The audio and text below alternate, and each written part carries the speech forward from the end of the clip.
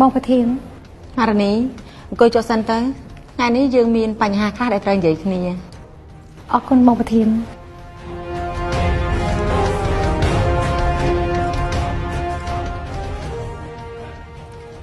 ខាងអង្គភាពរបស់លោកមេបញ្ជាការសម្ដេចបានផ្ញើលិខិតមួយច្បាប់មកកាន់មន្ទីរពេទ្យស្រុករបស់យើងក្នុងនោះលោកមេបញ្ជាការសម្ដេចបានបញ្ជាក់ថាស្នើសុំរៀបការជាមួយនឹងម៉ារនី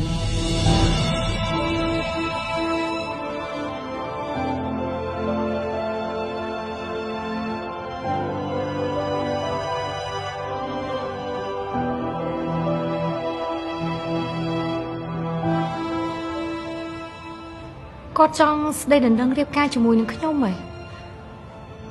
ក្រែងរឿងនេះយើងបានដោះស្រាយបញ្ចប់បញ្ហាហើយតើ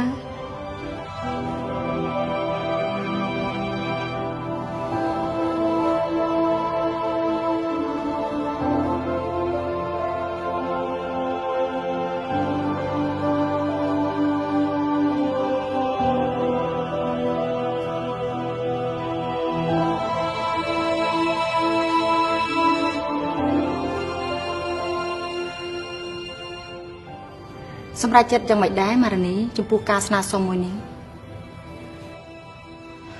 ខ្ញុំគិតថាលោកមេបញ្ជាការសម្ដេច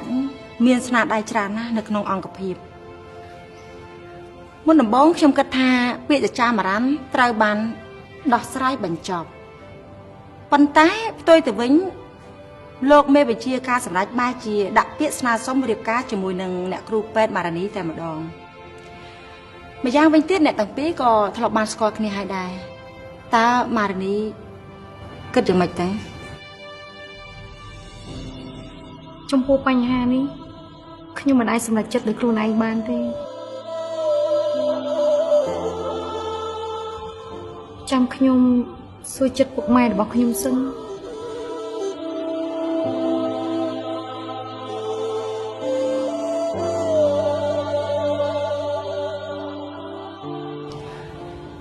សម្រាប់ឋានៈទូនាទីរបស់អ្នកទាំងពីរគឺសមគ្នាខ្លាំងណាស់ចំពោះខ្ញុំវិញមិនបដិសេធចំពោះការស្នើសុំរបស់លោកមេបញ្ជាការសម្ដេចនេះទេគិតមើលទៅម៉ារនីដើម្បីខ្ញុំបានផ្ដល់ដំណឹងទៅផ្នែករៀបចំការរៀបការរបស់មន្ទីរស្រុកយើង